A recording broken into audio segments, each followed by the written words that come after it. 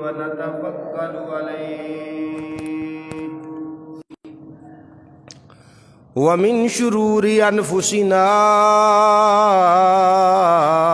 ومن سيئات أعمالنا من يهده الله فلا مضل له ومن يضلله فلا هادي له أشهد أن لا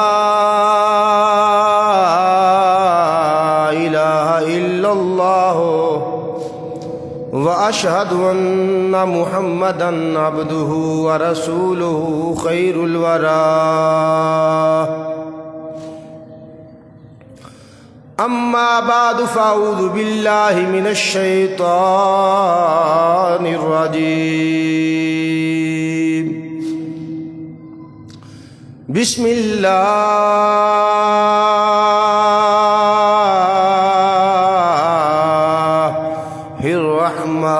الرحمن الرحيم هو الذي أرسل رسوله بالهدى ودين الحق ليظهره على الدين كله ولو كره المشركون صدق الله مولانا العظيم وصدق رسوله النبي الكريم الأمين إن الله وملائكته يصلون على النبي يا أيها الذين آمنوا صلوا عليه وسلموا تسليما الصلاة والسلام عليك يا سيدي يا رسول الله وعلى آلك وأصحابك يا حبيب الله صلى الله عليك يا رسول الله وسلم عليك يا حبیب اللہ اسلام زمانے میں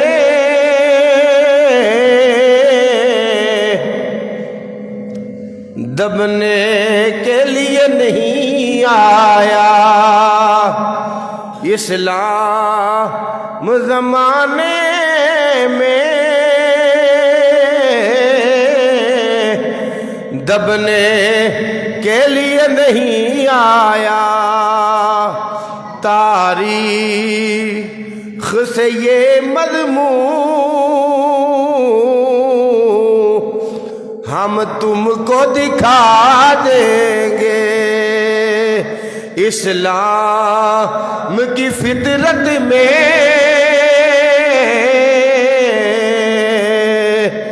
اللہ نے یہ لچک دی ہے اتنا ہی یہ ابھرے گا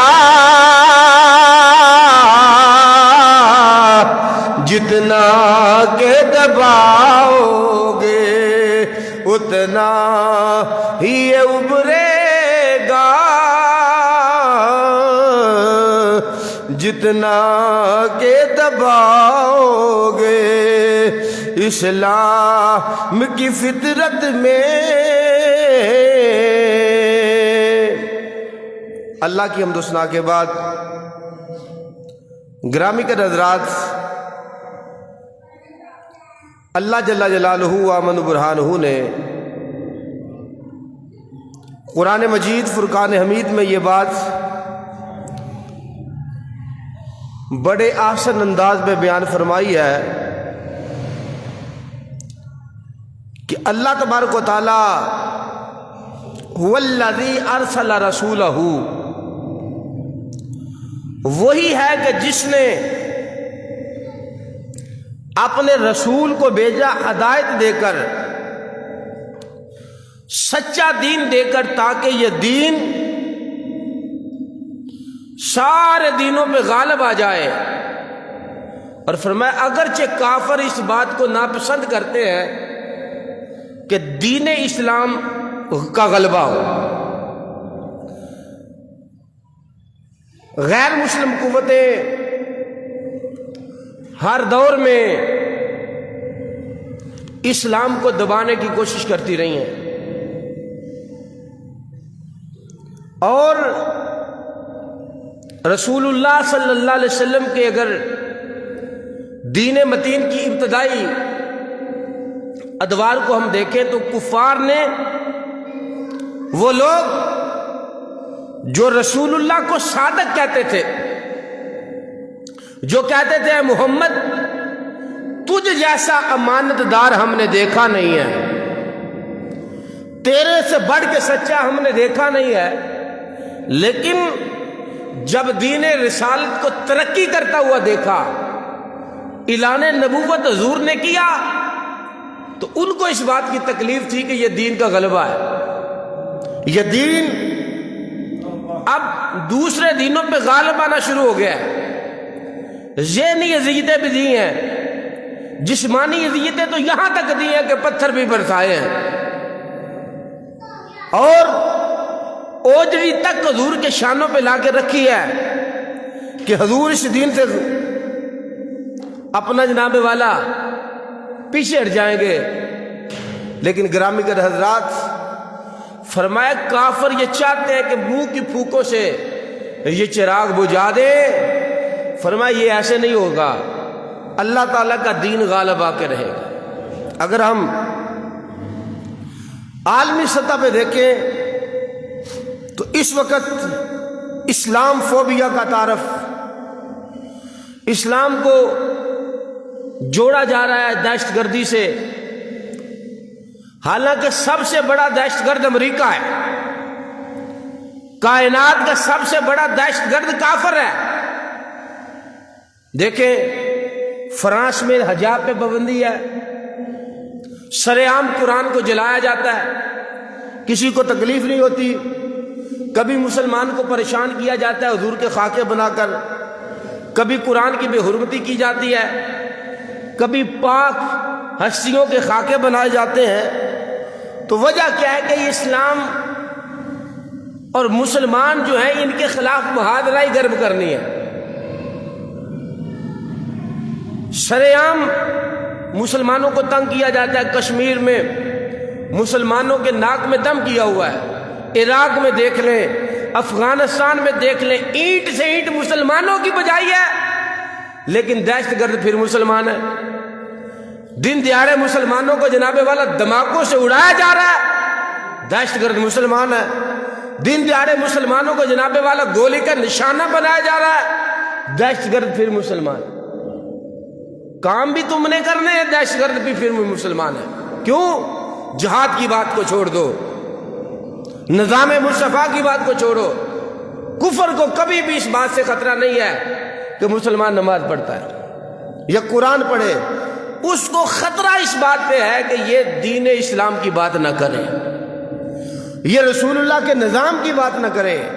تو گرامی کے حضرات، اسی پیرائے میں ہم دیکھیں کبھی قرآن کو جلایا جا رہا ہے، کبھی یہ دیکھیں کینیڈا میں سرعام مسلمانوں کو گاڑی کے نیچے رون دیا گیا ہے۔ ابھی 2-3 سال پہلے مسلمان مسجد میں نماز ادا کر رہے تھے، آسٹریلیا میں ایک شخص آیا، شراب کے نشے میں دھت ہے، تقریباً 100-150 مسلمان اس نے قتل کر دیا۔ دہشت گرد پھر مسلمان ہے، کام سارے دہشت گردی والے تم کرو اور دہشت گرد مسلمان بن جائے۔ اور گرامی کے حضرات، اس کا نتیجہ کیا ہے کہ عالم اسلام اس کی یہ سوچ ہے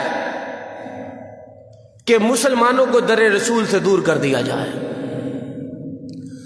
جب مسلمان در رسول سے دور ہو جائے گا، وہ کسی نے کہا یہ فاقہ کش جو موت سے ڈرتا نہیں ذرا، روح محمدی اس کے بدن سے نکال دو۔ یہ جو لوگ جو ہیں یہ کسی سے نہیں ڈرتے، بس ان کے دل سے حضور کی عشق اور محبت کی جو چنگاری ہے نا، اس کو ختم کر دیا جائے، پھر یہ مسلمان نہیں، یہ خاک کا ڈھیر رہ جائیں گے۔ ابھی دیکھیں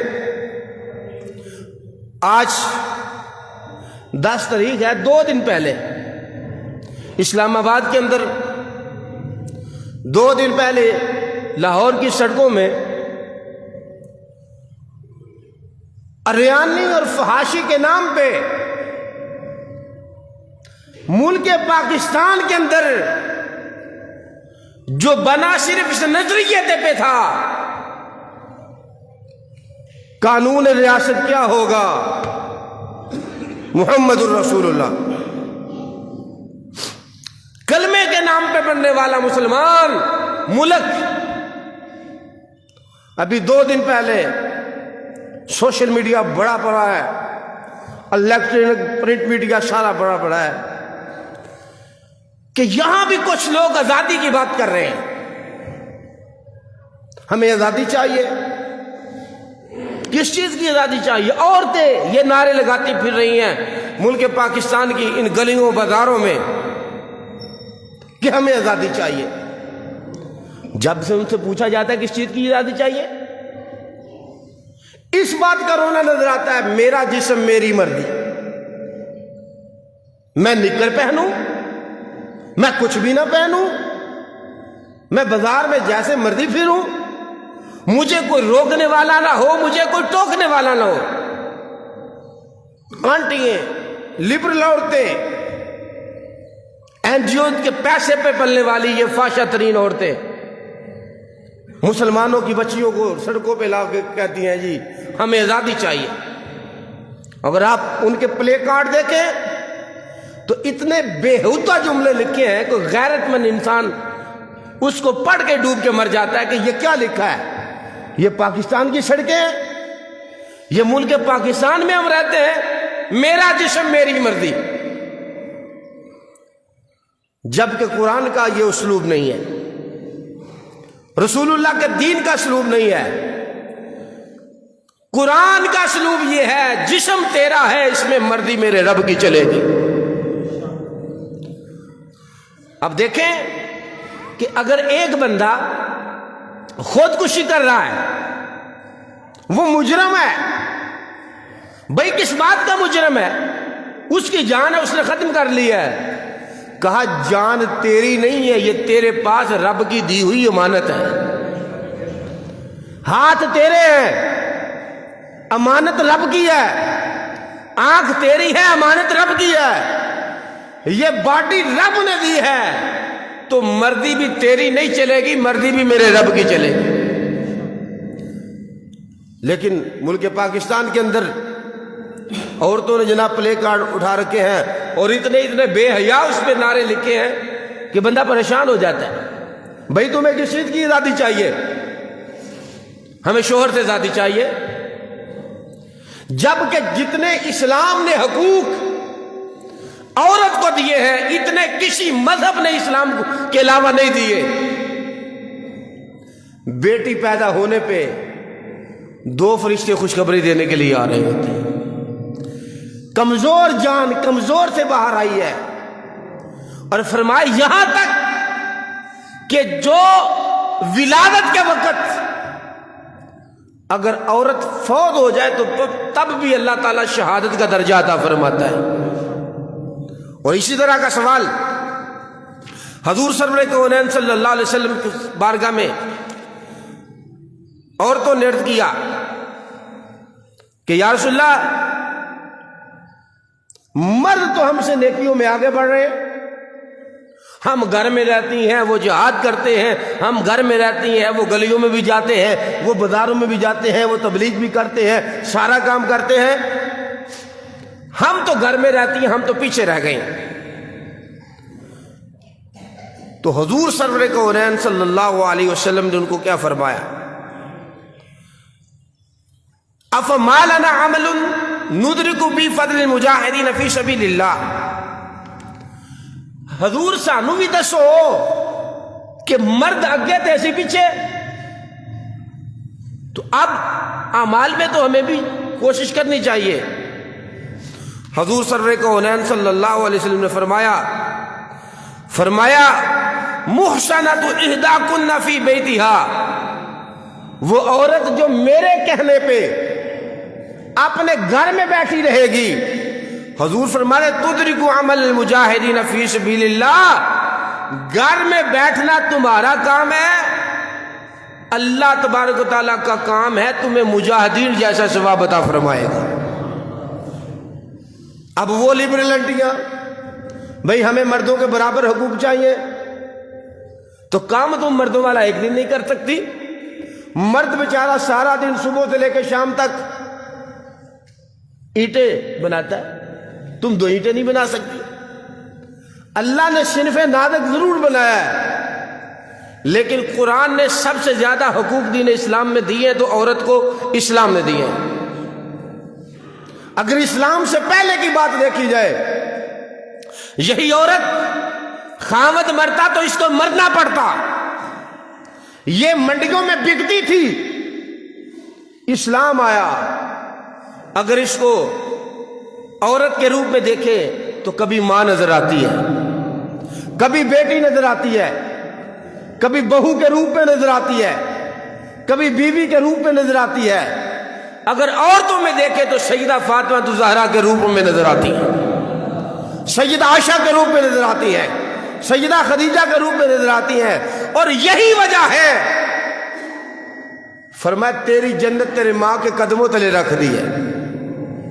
یہ اسلام کے حقوق ہے۔ اور دیکھیں زمانہ جاہلیت میں بھی ذنب قتلت، قرآن مجید کہہ رہا ہے قیامت والے دن سوال کیا جائے گا اس بچی سے کہ جو زمانہ جاہلیت میں لوگوں نے زندہ بچیاں زمین میں درگور دفن کی ہیں، اب یہ جاہلیت کا زمانہ ہے، لوگ بچی کو زندہ زمین میں درگور دفن کرتے اور شرم نہیں کرتے تھے بلکہ فخری انداز میں کہتے تھے ہم نے اتنی کی ہیں۔ حضرت دیا کلبی 700 قبیلے کا سردار تھا اور حضور کے سامنے کہہ رہے حضور میں اللہ میرے گناہ معاف کر دے گا؟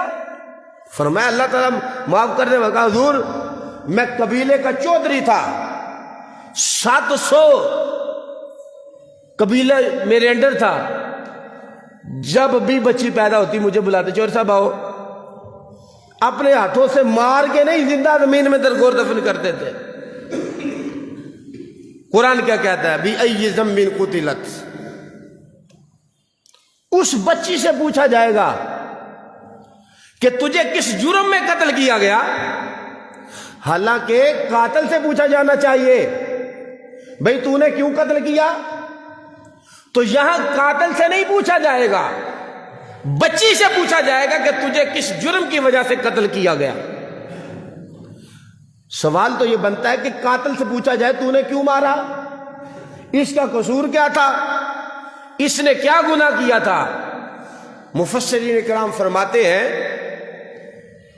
اللہ تعالیٰ کو اس بندے سے نفرت ہی اتنی ہے کہ اللہ قاتل سے بات کرنا بھی پسند نہیں کرے گا۔ بِأَيِّ ذَنبٍ قُتِلَتْ، تجھے کس جرم کی وجہ سے قتل کیا گیا۔ اب اسلام عورتوں کو حقوق دے رہا ہے، کبھی ماں کے روپ میں، کبھی بہن کے روپ میں، کبھی بیٹی کے روپ میں۔ اور دیکھیں مفہوم حدیث ہے کہ ایک جنگ میں عورت کا کہا تیرا خاوند قتل ہو گیا،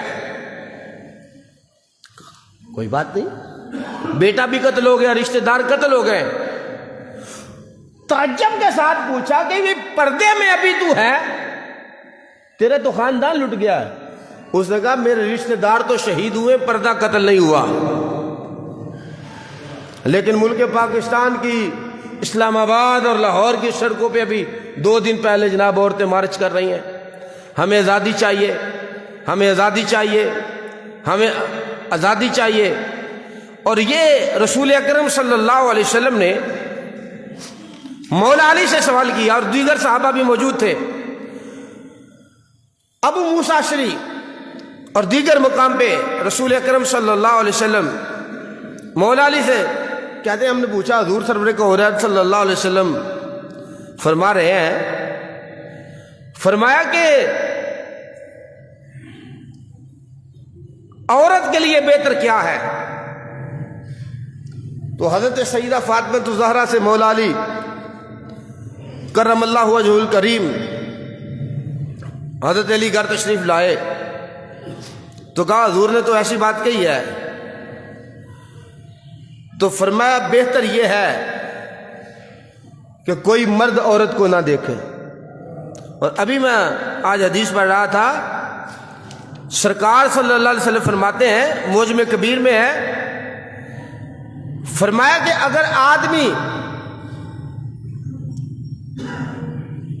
کا یہ کندھا جو ہے وہ خنزیر کو لگ جائے، جانوروں میں سب سے زیادہ گندا غلاظت کے اعتبار سے خنزیر ہے، جس کو سور کہتے ہیں، اس کا بال بھی ناپاک، اس کی کھال بھی ناپاک، اس کا گوشت بھی ناپاک، اس کی ہڈی بھی ناپاک۔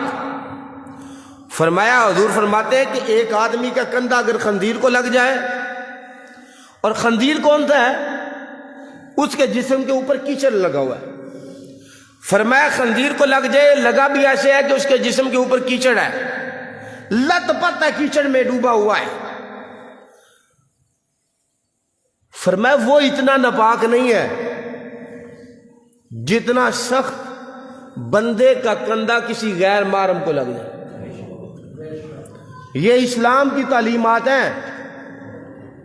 خنزیر ویسے بھی نجس العین ہے اور وہ کیچڑ میں ڈوبا ہوا ہے، لیکن اس فرمائے اس سے بھی زیادہ برا ہے کہ اس کا کندھا کسی غیر محرم عورت کو لگ جائے۔ لیکن مجھے سمجھ نہیں آتی یہ کون سے لوگ ہیں جو ملک پاکستان کی گلیوں کے اوپر پلے کارڈ اٹھا کے پھرتے ہیں، عورتیں ساتھ مرد لیے، میرا جسم میری مرضی، بچے پیدا کروں یا سالن بنا کے دوں، اس طرح کے پلے کارڈ اٹھائے ہیں۔ مولا علی شیر خدا کرم اللہ وجہ الکریم، حضرت مولا علی شیر خدا، پردے کے بغیر ایک عورت گزری تو کیا فرمایا؟ الا تستحیون، فرمایا بڑے بے حیا ہو، تمہیں شرم نہیں آتی؟ تمہاری عورتیں بے پردہ بازاروں میں گزرے۔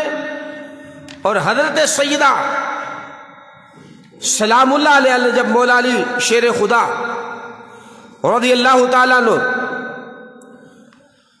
فرمایا کہ مولا علی فرمانے لگے، حضور نے ہم سے پوچھا بتاؤ تمہارے لیے نزدیک مرد کے لیے بہتر کیا ہے اور عورت کے لیے بہتر کیا ہے؟ مولا علی شیر خدا گھر میں تشریف لائے اور حضرت سیدہ فاطمہ سے سوال کیا کہ حضور نے یہ بات پوچھی ہے تو کیا بات بتائیں؟ حضرت اماں جی سیدہ فاطمہ سلام اللہ فرمانے لگی، فرمایا عورت کے لیے بہتر یہ ہے وہ کسی مرد کو نہ دیکھے، اور دوسری بات کوئی مرد اس عورت کو نہ دیکھے۔ جواب واپس تشریف لے کے کہا حضور میں بتاتا ہوں۔ فرمایا کس نے بتایا؟ کہا یہ تو سیدہ نے بتایا۔ فرمایا فاطمہ تو بضعۃ منی، فاطمہ تو میرے جسم کا، میرے جگر کا ٹکڑا ہے۔ یہ تعلیمات تھی، اسلام کی تعلیمات یہ ہیں۔ اور ایک صحابی تھے نبینا، تشریف لے کے آئے تو ام المومنین نے پردہ نہ کیا۔ فرمایا کیا بات ہے تم نے پردہ نہیں کیا؟ کہا حضور یہ تو نبینا ہے، اس کو تو نظر نہیں آتا۔ فرمایا یہ تو نبینا ہے لیکن تم نبینی نہیں ہو۔ اور حضور کی تعلیمات صرف ان تک محدود نہیں تھی، حضور کی تعلیمات پوری امت کی بیٹیوں کے لیے تعلیمات تھی۔